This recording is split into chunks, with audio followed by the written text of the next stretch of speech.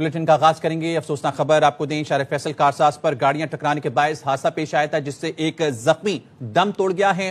جاں بحق شہری کی شناخت 36 سالہ باغ چند کے نام سے ہوئی ہے. یہ کہنا ہے ریسکیو حکام کا.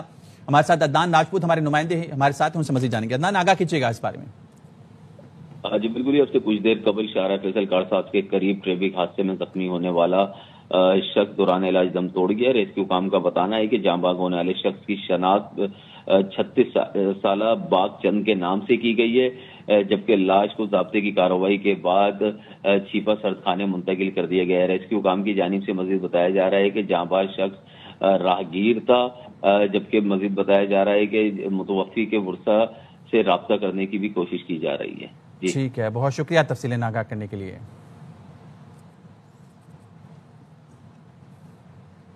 پاکستان اور افغان طالبان رجیم کے درمیان استنبول مذاکرات میں ڈیڈ لاک ہو گیا. پاکستان کے مشیر قومی سلامتی وطن واپس روانہ ہو گئے. پاکستانی وفد کے دیگر اراکین بھی وطن واپس پہنچ رہے ہیں. وزیر اطلاعات تتار نے ایکس پر اپنے بیان میں کہا پاکستانی مذاکرات میں ثالثی پر ترکیہ اور قطر کا شکریہ ادا کیا. پاکستان اصولی موقف پر قائم ہے. افغان سرزمین سے دہشت گردی پر قابو پانا افغانستان کی ذمہ داری ہے. افغان طالبان دوحہ امن معاہدے 2021 کی تکمیل میں اب تک ناکام رہے. افغان طالبان معاہدے کے مطابق عالمی، علاقائی اور دو طرفہ وعدوں کی تکمیل میں ناکام رہے. پاکستان افغان عوام سے خیر سگالی کا جذبہ رکھتا ہے. پاکستان افغان عوام کے لیے پرامن مستقبل کا خواہش مند ہے. طالبان حکومت کے ایسے اقدامات کی حمایت نہیں کریں گے جو افغان عوام اور پڑوسی ملکوں کے مفاد میں نہ ہوں. پاکستان اپنے عوام اور خود مختاری کے تحفظ کے لیے تمام ضروری اقدامات جاری رکھے گا. افغان طالبان سے ڈیڈ لاک کیوں ہوا؟ وزیر اطلاعات ادا تارا نے بتا دیا. باکو سے ARY نیوز کے پروگرام اعتراض میں گفتگو کرتے ہوئے کہا ڈیڈ لاک افغان طالبان رجیم کی بدنیتی کی وجہ سے ہوا. افغان طالبان اپنے معاملات بھارت کے کندھے پر رکھ کر چلا رہے ہیں. ہمیشہ دہشت گردوں کا ساتھ دیتے ہیں. دوست ملک قطر اور ترکیہ نیک نیتی اور خلوص سے کوشاں ہیں. ہم پرامن لوگ ہیں، چاہتے ہیں سیز فائر اور امن برقرار رہے. تاہم پاکستان ہر صورتحال کے لیے تیار ہے. افغان طالبان رجیم کی وجہ سے ہوا ہے، اس کا کوئی ریوائول ہوتا ہے نہیں ہوتا، اونلی ٹائم ول ٹیل. یہ جو بار بار نئی دلی کے کندھے پہ رکھ کے یہ اپنے معاملات کرتے ہیں تو کیا ان کو کیا آ رہا ہے، یہ ڈائریکٹ کیوں نہیں ہوتے؟ یہ بدنیتی ثابت ہوتی ہے نا اس چیز سے.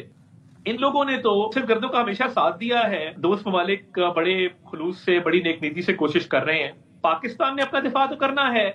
ہم پرامن لوگ ہیں، ہم امن کے خواہش مند ہیں، مگر جب بھی ہمارے اوپر کوئی سچویشن امپوز کی گئی ہے تو پاکستان نے اس کا ہمیشہ جواب دیا ہے. لیٹس ہوپ سیز فائر جو ہے وہ مینٹین رہے. ڈیڈ لاک ہو گیا تو انڈیا کی طرف سے بھی کوئی اس طرح کے مس ایڈونچر کے امکانات بڑھ گئے؟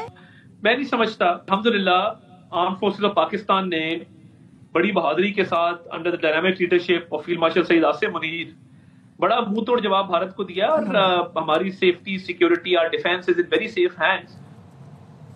وفاقی کابینہ کا اجلاس آج صبح 10 بجے ہوگا. ذرائع کے مطابق وزیراعظم باکو سے ویڈیو لنک پر اجلاس کی صدارت کریں گے. 27ویں آئینی ترمیم کے مسودے کی منظوری دی جائے گی.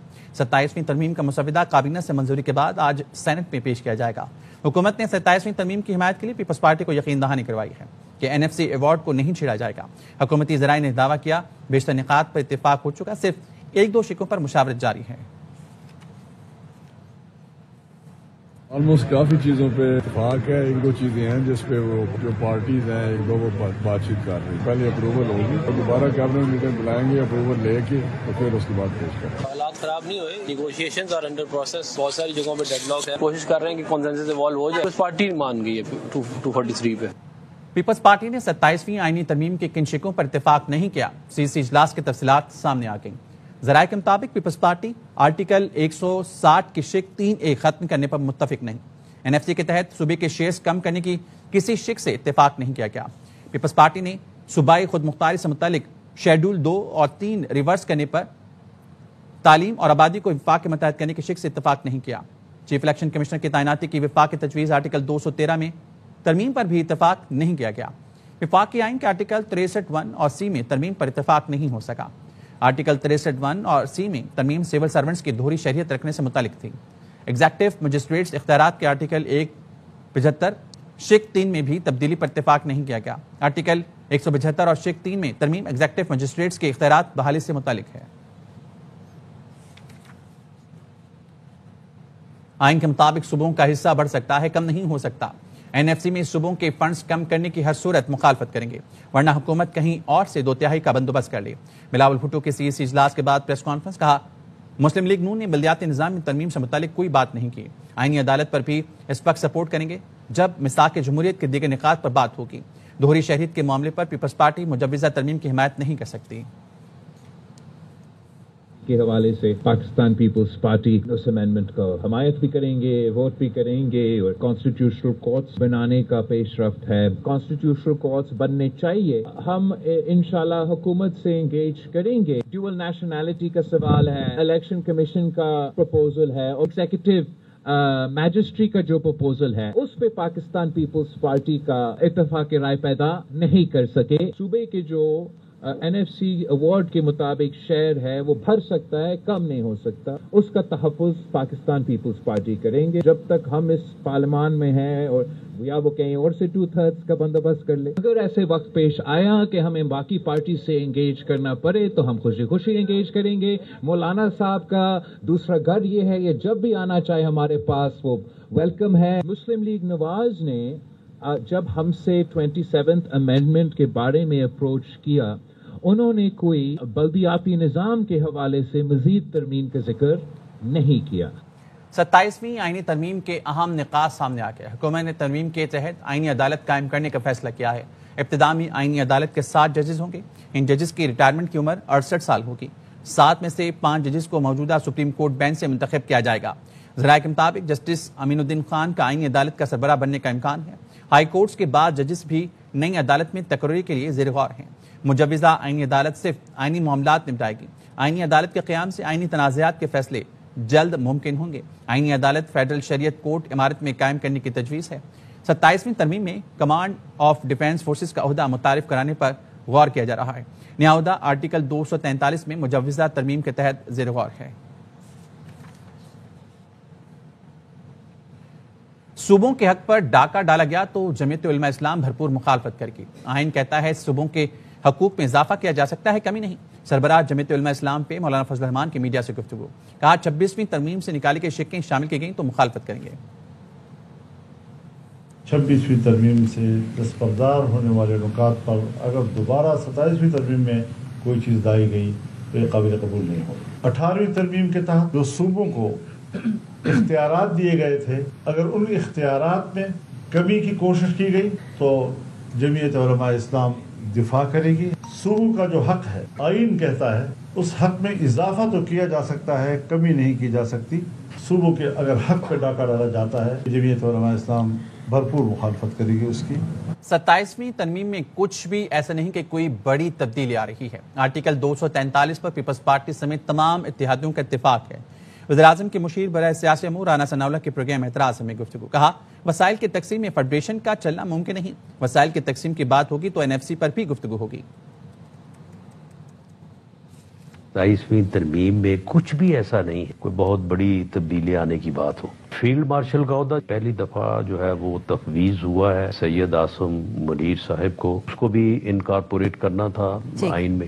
اب اس کے اوپر اتفاق ہے، پیپلز پارٹی کا اتفاق آپ نے بتا دیا، گورنمنٹ کا اتفاق ہے، تمام ہماری الائی جماعتوں کا اس کے اوپر اتفاق ہے۔ بلاول بھٹو زرداری صاحب نے جو بات کی ہے اس کے اوپر تو انہوں نے واضح کہا نا کہ ہمارا اتفاق ہے۔ اس کے بعد اس نے کانسٹیٹیوشنل کورٹ کے اوپر بھی کہا کہ ہمارا اتفاق ہے۔ فیڈرل گورنمنٹ یہ چاہتی ہے فیڈریشن جو ہے اس کو وسائل کی تقسیم میں جو حصہ اس وقت اس کا ہے اس میں فیڈریشن جو ہے وہ اس کا چلنا یا چلانا ممکن ہے۔ اب اس کو کس طرح سے کرنا ہے، NFC اسی میں کوئی تجویز ہوگی نا، وہ مختلف تجاویز ہے۔ جو افواہ پھیلائی جا رہی ہے کہ 18ویں ترمیم ختم ہونے جا رہی ہے، بالکل نہیں ختم ہونے جا رہی۔ جس کی ٹرانسفر کا معاملہ ہے گورنمنٹ ودرا کرنے جا رہی ہے، وہ جوڈیشل کمیشن کو دینے جا رہی ہے۔ آپ کے باقی اتحادی شامل ہیں اور JUI سے بات ہو رہی ہے آپ کی؟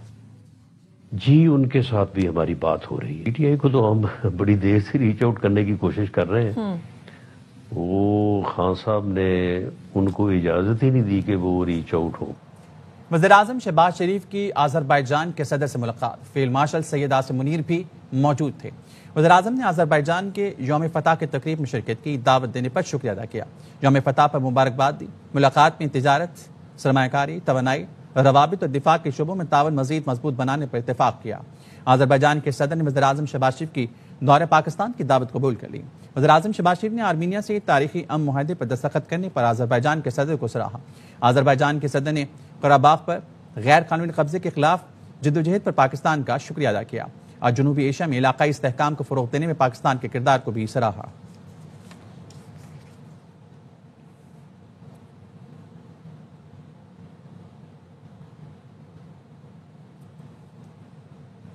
بھارت صدر ٹرمپ کے جوہری تجربات پر تبصرے کو غلط انداز میں بیان کر رہا ہے۔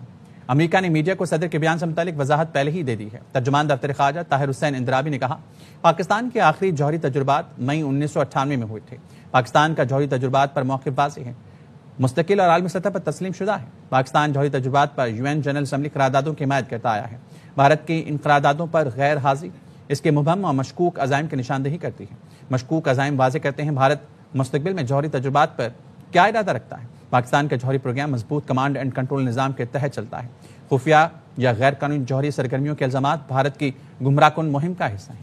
بھارتی گمراہ کن بے بنیاد مہم کا مقصد اپنے غیر ذمہ دارانہ رویے سے توجہ ہٹانا ہے۔ بھارت کے جوہری سلامتی اور تحفظ کے حوالے سے ریکارڈ انتہائی تشویشناک ہے۔ بھارت میں حساس جوہری مواد کی چوری کے متعدد واقعات سامنے آئے ہیں۔ تابکار مادے کی غیر قانونی اسمگلنگ کے بھی متعدد واقعات سامنے آئے۔ ایسے واقعات ثبوت ہیں بھارت میں حساس نوعیت کے جوہری مواد کی بلیک مارکیٹ ہے۔ عالمی برادری کو اس کا سنجیدگی سے نوٹس لینا چاہیے۔ ویلکم بیک، اور اب بات کریں گے سرگودا میں مسلم لیگ نون کی رکن قومی اسمبلی ارم حامد حمید کی گاڑی کی ٹکر سے بچہ جاں بحق اور 4 افراد زخمی ہو گئے۔ زخمیوں کو ڈسٹرکٹ ہیڈ کوارٹرز ٹیچنگ اسپتال منتقل کر دیا گیا۔ پولیس نے کار کے ڈرائیور اور MNA کے بیٹے کو حراست میں لے کر گاڑی تحویل میں لے لی۔ یعنی شاہدین کے مطابق حادثہ تیز رفتاری کے باعث پیش آیا۔ حادثے میں تیز رفتار کار نے پہلے ایک موٹر سائیکل سوار کو ٹکر ماری جس سے اس کی ٹانگ ٹوٹ گئی۔ اسی دوران کار نے دوسری موٹر سائیکل کو بھی ٹکر ماری جس سے 6 سالہ ارشد موقع پر ہی جاں بحق ہو گیا۔ اس کی بہن ختیجہ، دادا غلام محمد، پھپھی شگفتہ بی بی اور ایک نامعلوم موٹر سائیکل سوار شدید زخمی ہوئے۔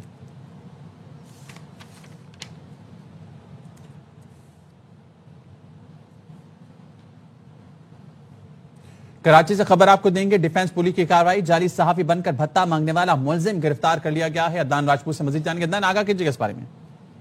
جی بالکل، یہ ڈیفنس پولیس نے خفیہ اطلاعات کی بنیاد پر کارروائی کرتے ہوئے ایک جعلی صحافی کو گرفتار کیا۔ پولیس حکام کا بتانا ہے کہ ملزم خود کو ایک معروف چینل کا رپورٹر ظاہر کر کے ہیئر سیلون کے مالک کو بلیک میل اور بھتہ طلب کرتا تھا۔ گرفتار ملزم کا نام نوید عباس کے نام سے کی گئی ہے، جبکہ ابتدائی تحقیقات میں پولیس کا بتانا ہے کہ ملزم نے رفتار چینل کا نمائندہ بن کر نجی ہیئر سیلون کے مالک فیاض اور مسیح سے 15,000 روپے کا مطالبہ کیا تھا۔ سیلون مالک نے پولیس کو اطلاع دینے سے قبل ملزم کی رقم لیتے وقت کی ویڈیو ریکارڈ کر لی تھی اور ڈیفنس پولیس کو اطلاع ملتے ہی فوری طور پر کارروائی کی اور ملزم کو گرفتار کر لیا۔ جی ٹھیک ہے، بہت شکریہ آپ کا۔ کراچی کے علاقے سائٹ سپر ہائی وے پر فائرنگ، مسلح افراد نے گھر میں گھس کر ANP کے کارکن کو قتل کر دیا۔ پولیس نے واقعے کو ذاتی دشمنی کا شاخسانہ قرار دے دیا۔ رپورٹ کریں گے سلمان لودھی۔ کراچی میں نیو سبزی منڈی جنجال گوٹ کے قریب سیاسی جماعت کے علاقائی عہدیدار سمیع اللہ باجوڑی کو نامعلوم ملزمان نے گھر میں گھس کر فائرنگ کر کے قتل کر دیا۔ پولیس نے لاش کو ضابطے کی کارروائی کے لیے عباسی شہید اسپتال منتقل کیا، جہاں سیاسی جماعت کے کارکنان کی بڑی تعداد پہنچی اور واقعے میں ملوث ملزمان کی گرفتاری کا مطالبہ کیا۔ یہ عوامی نشر پارٹی ضلع شرکی پڑتی ہے، سائٹ سپر تانے پڑتا ہے، ڈرائنگ روم میں بیٹھے ہوئے تھے، ان کے ساتھ 2 اور ان کے دوست ہیں۔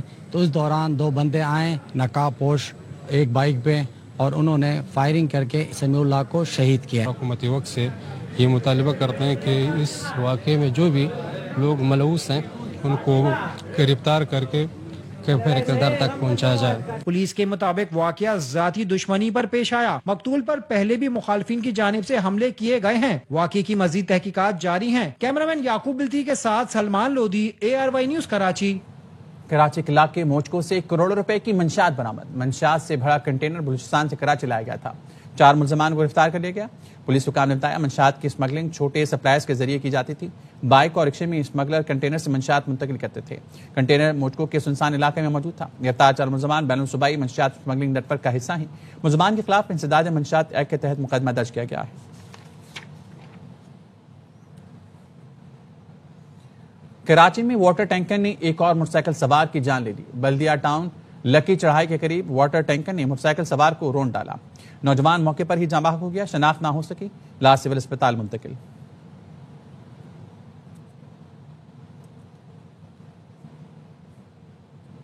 کراچی کے علاقے PCHS سوسائٹی میں SSU اہلکار کا بیکی ملازم پر تشدد، واقعے کی CCTV سامنے آ گئی۔ تلخ کلامی پر اہلکار نے بیکی ملازم کو تھپڑ مارا۔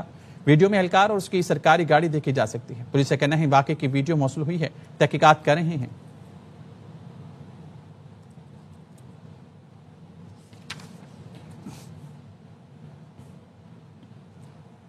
بدین کے علاقے ماتلی میں آوارہ کتوں کی بہتات، کتوں نے حملہ کر کے 6 افراد کو زخمی کر دیا۔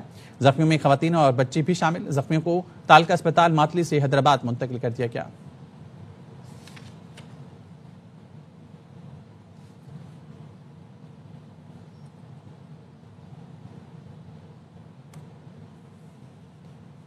تجاوزات کا خاتمہ کر کے قدیمی لاہور کو مغلیہ طرز پر شاہ عالم سے بھاٹی گیٹ تک باغ بنانے کے منصوبے کے تحت بھاٹی گیٹ کے عقب میں واقع پرندہ مارکیٹ راتوں رات گرا دی گئی۔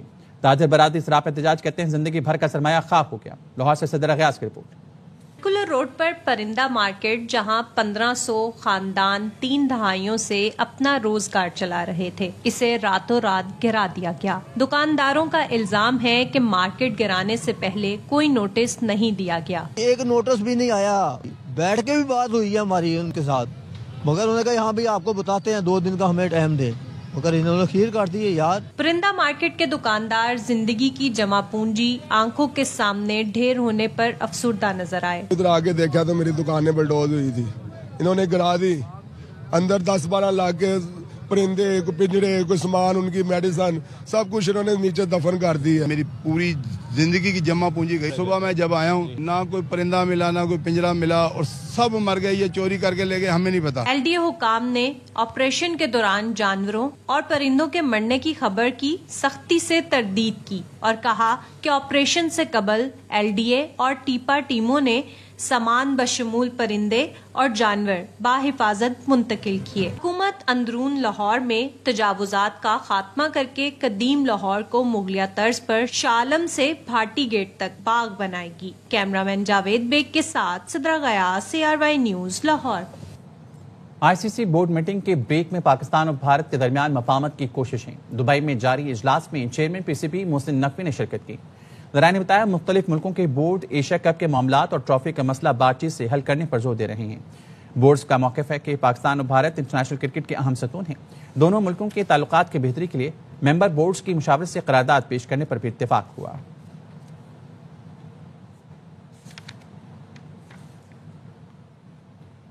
مظفر گڑھ میں 10ویں تھل جیپ ریلی کا پہلا مرحلہ مکمل ہو گیا۔ پہلے مرحلے میں گاڑیوں کے رجسٹریشن، چیکنگ، ٹیگنگ اور ڈرائیورز کا طبی معائنہ کیا گیا۔ انصر آفتاب کی رپورٹ۔ مظفر گڑھ میں 10ویں 4 روزہ تھل جیپ ریلی کا پہلا مرحلہ مکمل ہو گیا۔ آج پہلے مرحلہ میں گاڑیوں کی رجسٹریشن، ٹیگنگ، تکنیکی معائنہ اور ڈرائیورز کا طبی معائنہ کیا گیا۔ ملک بھر کے نامور ریسر سمیت خواتین ریسر نے بھی اپنی اپنی گاڑیوں کی رجسٹریشن کروائی۔ شائقین کو محسوس کرنے کے لیے بیل دوڑ کا مقابلہ بھی منعقد کیا گیا۔ میں پرپیٹ ٹکوما بھگا رہی ہوں اور مطلب میرے لیے اس دفعہ والا پچھلے جو تھل ریلی جتنی بھی میں نے ٹریک کیا زیادہ چیلنجنگ ہوگا۔ ٹریک اس دفعہ تیز بھی ہے پہلے سے، کیونکہ کھلا ہوا ہے تو گاڑیوں کا آبویسلی سپیڈ بھی بڑھے گی، شائقینوں کو بھی مزہ آئے گا۔ اب سے ہمارا پاگل پن ہو گیا شروع ریلیوں کا، اب اس کے بعد جھل آئے گی، پھر چولستان آئے گی، پھر نگر پڑ کر آئے گی۔ برف باری نے سیاحتی مقام ناران کی رونقیں پھر لوٹا دیں۔ سخت سردی کے باوجود ملک بھر سے آئے سیاح برفیلی نظاروں سے خوب لطف اندوز ہو رہے ہیں۔ مانسیرہ سے طاہر شہزاد تنولی کی رپورٹ۔ خزاں میں ہونے والی 1 روزہ برف باری نے ناران کے حسن میں ترسماتی رنگ بھر دیا ہے۔ پرکشش نظاروں سے لطف اندوز ہونے کے لیے سیاح فیملیز کے ہمراہ ناران پہنچنا شروع ہو گئے۔ کراچی سے للال آئے ہیں، بہت مزہ آ رہا ہے۔ یہاں سنو فال بھی ہوئی تھی رات میں اور ہم نے بہت انجوائے کیا اور ہم نے بابا لوگ کے ساتھ بہت کھیلا بھی۔ دن بھر برفیلے نظاروں سے لطف اندوز ہونے والے سیاح ناران کی سرد راتوں میں بون فائر سے خود کو گرما کر ان لمحات کو یادگار بنا رہے ہیں۔ اس وقت ناران میں موجود ہیں، کھانا کھایا ہے اور ابھی بون فائر میں انجوائے کر رہے ہیں۔ چائے چل رہی ہے، موسم بہت اچھا ہے۔ سارا دن ہم نے سنو فال انجوائے کی ہے اور ابھی بھی ہم انجوائے کر رہے ہیں۔ ناران میں ہونے والی حالیہ برف باری نے سیاحوں کو اپنی طرف کھینچا تو سیاحتی سیزن کا دورانیہ بڑھنے سے مقامی کاروباری افراد بھی خوش دکھائی دے رہے ہیں۔ Tahir Shahzad Tanoli, CRY news, Naran, Mansehra. صدر ورلڈ میمن آرگنائزیشن سلمان اقبال تنظیم کے پہلے پیٹرن ان چیف مقرر۔ جدہ میں جاری سالانہ اجلاس کے دوسرے روز سلمان اقبال کی قائدانہ صلاحیتوں کا اعتراف کیا۔ سلمان اقبال نے عبدالرزاق یعقوب مرحوم کو خراج عقیدت پیش کیا۔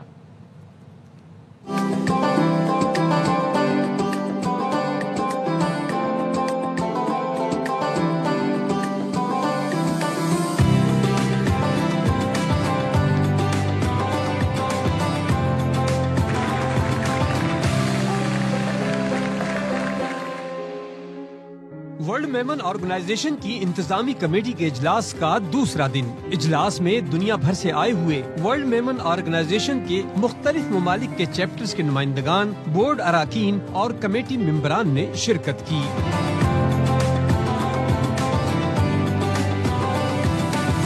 ورلڈ میمن آرگنائزیشن کے صدر سلمان اقبال کو خدمات اور عالمی سطح پر میمن برادری کے لیے بے مثال کردار پر WMO کا پہلا پیٹرن ان چیف مقرر کیا گیا۔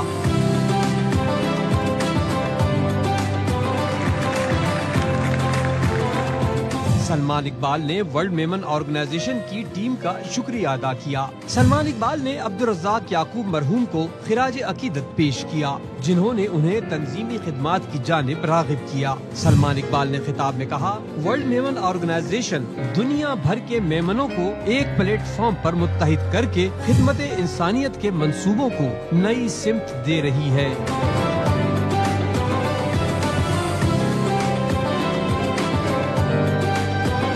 صدر ورلڈ میمن آرگنائزیشن سلمان اقبال نے کہا، اگلے سال ہم سالانہ جنرل میٹنگ کے لیے جمع ہوں گے۔ چاہتا ہوں ہم فخر سے کہیں کہ غیر معمولی کام کیا۔ کرتارپور میں بابا گرو نانک کے جنم دن کی تقریبات جاری۔ کرتارپور دربار کو برقی قمقموں سے سجایا گیا ہے۔ 10,000 یاتریوں کے لیے لنگر اور رہائش کے انتظامات۔ واہگہ بارڈر کے راستے 2000 بھارتی یاتری آج کرتارپور پہنچیں گے۔ تقریبات میں شرکت کے لیے ملک بھر سے یاتریوں کی آمد کا سلسلہ جاری ہے۔ یاتریوں کے لیے درشن استھان میں خوبصورت آرام دہ پلنگ بھی سجائے گئے ہیں۔ یاتریوں کے لیے میڈیکل اور سیکیورٹی کے بھی خصوصی انتظامات کیے گئے ہیں۔ باہر سے آنے والے یاتری 2 روز کرتارپور میں قیام کے بعد 10 نومبر کو گردوارہ روڑی صاحب ایمن آباد جائیں گے۔